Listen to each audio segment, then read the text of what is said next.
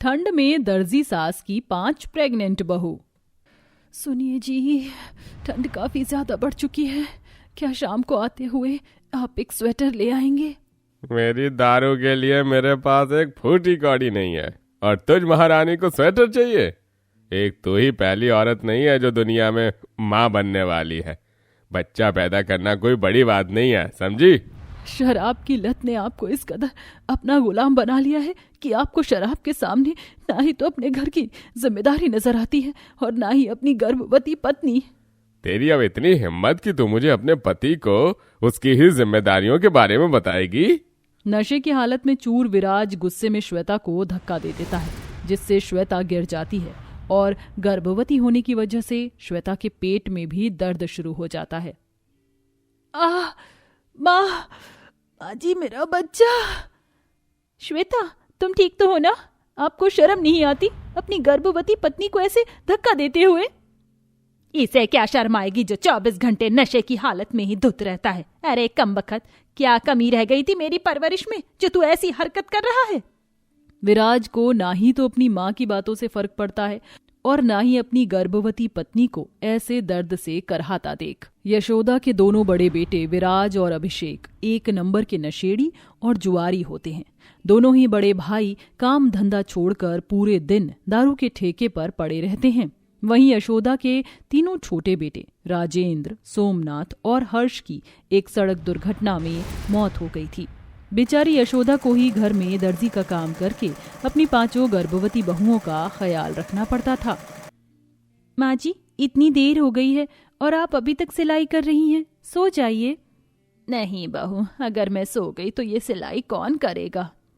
लेकिन माँ जी, आप सुबह से सिलाई कर रही हैं, ठंड भी हो रही है। अगर इतनी देर तक आप ऐसे ही ठंड में बैठकर सिलाई करेंगी तो आपकी तबीयत खराब हो जाएगी।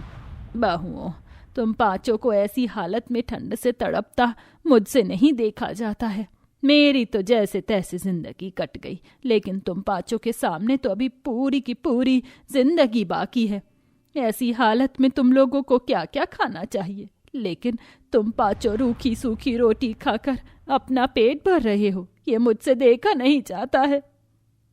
आप ऐसे उदास मत हो, आप देखना एक दिन भगवान सब कुछ ठीक करेगा। वो हमारी परीक्षा ले रहा है और हमें उसकी परीक्षा में सफल होना होगा। चलिए, अब आप सो जाइए। 5 गर्भवती बहू और यशोदा के पास ओढ़ने को सिर्फ एक फटी पुरानी कंबल होती है। 5 बहुएं ठंड से कपकपाते हुए उस फटी कंबल को ओढ़ती हैं। लेकिन रात बीतने के साथ साथ ठंड का माहौल भी काफी बढ़ जाता है। अपनी 5 गर्भवती बहुओं को ठंड से ऐसे ठिठुरता देख यशोदा अपने आंसू नहीं रोक पाती है। अरे, घर पर कोई है क्या? अरे अर्चना काकी, आप यहाँ इतने दिनों बाद? क्या करूं श्वेता बेटा, घर में काम ही इतने होते हैं कि आने का मौका ही नहीं मिलता। शीतल, जा 2 कप चाय बना कर लिया। अरे नहीं नहीं, मैं तो आप लोगों को न्योता देने के लिए आई थी। इस महीने की 15 तारीख को मेरी बहू कंगना की गोद भराई की रस्म है, तो आपको और आपकी बहुओं को जरूर आना है। ये भी कोई बोलने वाली बात है, कंगना तो मेरी बेटी की तरह है। जिसके बाद अर्चना वहां से चली जाती है। माँ जी, गोद भराई की रस्म में क्या किया जाता है? मुक्ति बहू, गोद भराई की रस्म में गर्भवती महिला को आशीर्वाद दिया जाता है। गोद भराई की रस्म में सभी औरतें गर्भवती महिला की गोद में खुशियां और आशीर्वाद को भर देती हैं, जिससे आने वाला बच्चा बिना किसी परेशानी के पैदा हो सके और किसी की भी उसे नजर ना लगे। माँ जी, तो क्या हमारी भी गोद भराई की रस्म होगी? मेरी तो दिल से तमन्ना है कि मैं अपनी 5 बहू की गोद भराई की रस्म बड़े धूमधाम से कर सकूं। सभी औरतें गीत गाएं, लड़कियां झूमें नाचें और मेरी 5 बहू को सभी का आशीर्वाद मिले। लेकिन माँ जी, इस गरीबी में हम सपनों को देख सकते हैं लेकिन उन्हें पूरा नहीं कर सकते। गरीबों की दिल की तमन्ना तो बस तमन्ना ही बनकर रह जाती है। माँ जी, आप उदास मत होइए।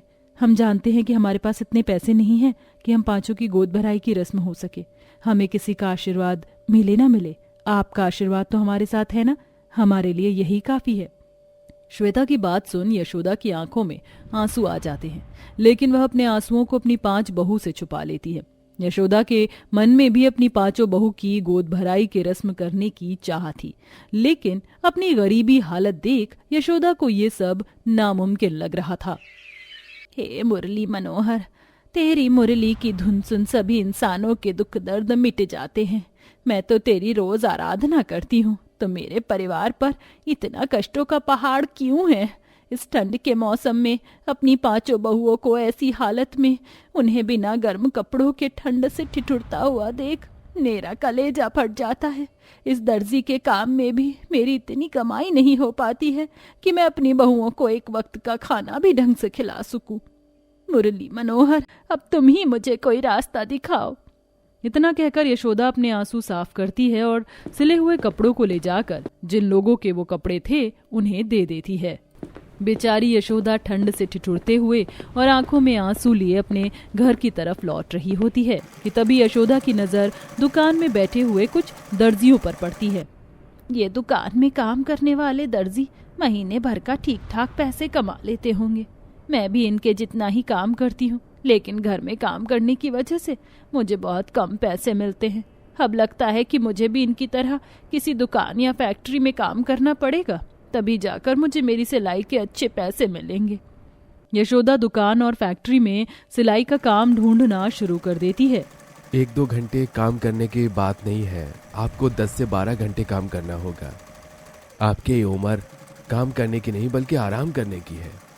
साहब, 22 साल की थी जब मेरे पति छोड़कर भगवान को प्यारे हो गए थे। तब से लेकर आज तक सिलाई का काम करके ही मैंने अपने बेटों को पाला, और अब अपनी गर्भवती बहुओं को उनके लिए मैं 12 घंटे तो क्या 20 घंटे में काम कर सकती हूँ। आप मुझे बस ये दर्जी का काम दे दीजिए, मेरे काम में भी कभी कोई कमी नहीं आएगी। आपके कहने पर और आपकी हालत देखकर मैं आपको काम ये दे रहा हूँ। आप कल से काम पर आ सकती हैं। फैक्ट्री मालिक माधव की बात सुन यशोदा बहुत खुश होती है, जिसके बाद बेचारी यशोदा सुबह से लेकर शाम तक माधव की फैक्ट्री में दर्जी का काम करती है। आपके काम करने के 10 घंटे तो पूरे हो चुके हैं, लेकिन आप अभी तक यहाँ क्या कर रही हैं? ओवर टाइम करने के ज्यादा पैसे मिलते हैं ना, इसलिए मैं ओवर टाइम कर रही हूँ, ताकि उन पैसों से मैं अपनी गर्भवती बहुओं की गोद भराई की रस्म धूमधाम से कर सकूं।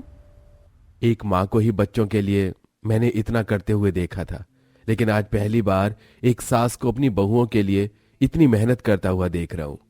बड़ी किस्मत वाली हैं आपकी बहुएं, जो उन्हें आप जैसी सास मिली है। यशोदा ठंड में 12-12 घंटे तक सिलाई का काम करती थी, ताकि वह अपनी पांचों बहुओं की गोद भराई कर सके। यशोदा की ये कड़ी मेहनत रंग लाती है, जिसके चलते अब वह अपनी पांचों बहू की गोद भराई की रस्म कर सकती। अरे ये लोग कौन है और ये हमारे आंगन के बाहर इतनी सजावट क्यों कर रहे हैं? माँ जी, क्या हमारे आंगन में कोई अपना फंक्शन करवा रहा है क्या? हाँ बेटा, हमारे आंगन में फंक्शन तो हो रहा है, लेकिन ये कोई और नहीं बल्कि मैं करवा रही हूँ। आज तुम पांचों की गोद भराई की रस्म है। इसके लिए इतने पैसे कहाँ से आए? हमारे पास तो गोद भराई की रस्म के लिए बिल्कुल भी पैसे नहीं थे। ये पैसे मैंने फैक्ट्री में ओवर टाइम करके कमाए थे, ताकि मैं तुम पांचों की गोद भराई की रस्म कर सकूं। देखो, मैं तुम पांचों की गोद भराई की रस्म के लिए क्या तोहफा लेकर आई हूँ। ये स्वेटर और ये शॉल, इन्हें पहनने के बाद तुम्हें बिल्कुल भी ठंड नहीं लगेगी। इतनी ठंड में आप हम पांचों की गोद भराई की रस्म के लिए इतनी मेहनत कर रही थी। हमने सुना था कि एक सास के लिए उसकी बहू हमेशा उसकी बहू ही रहती है, कभी बेटी नहीं बनती। लेकिन आपने तो हमारे लिए हमारी माँ से बढ़कर किया है। शायद किसी माँ ने भी अपनी औलाद के लिए इतना नहीं किया होगा जितना आपने हमारे लिए किया है। हमारी वजह से आपको कितना सब कुछ सहना पड़ा। इस कड़ाके की ठंड में इतनी मेहनत करनी पड़ी ताकि हम लोगों की गोद भराई की रस्म हो सके। मैंने तुम्हें हमेशा से अपनी बेटी ही माना है, ना कि बहू। ये सब सिर्फ मैंने तुम पांचों के लिए किया है, ताकि तुम पांचों के अरमान तुम्हारे दिल में ना रह जाएं। चलो अब अपने आंसू साफ करो और जल्दी से तैयार हो जाओ, थोड़ी देर में तुम्हारी गोद भराई की रस्म है। पांचों बहुएं अपने सास के गले लग जाती हैं और उनसे आशीर्वाद लेती हैं, जिसके बाद यशोदा अपनी पांचों बहुओं की बड़ी धूमधाम से गोद भराई की रस्म करती है। समय बीतता है और पांचों बहू की डिलीवरी हो जाती है, जिसके बाद अब यशोदा की पांचों बहुएं यशोदा से सिलाई का काम सीखती हैं और अपने बच्चों को पालने के साथ साथ अपनी सास का इस काम में हाथ बंटवाती हैं, जिससे उनके घर की परेशानी भी अब धीरे धीरे ठीक होने लगती है।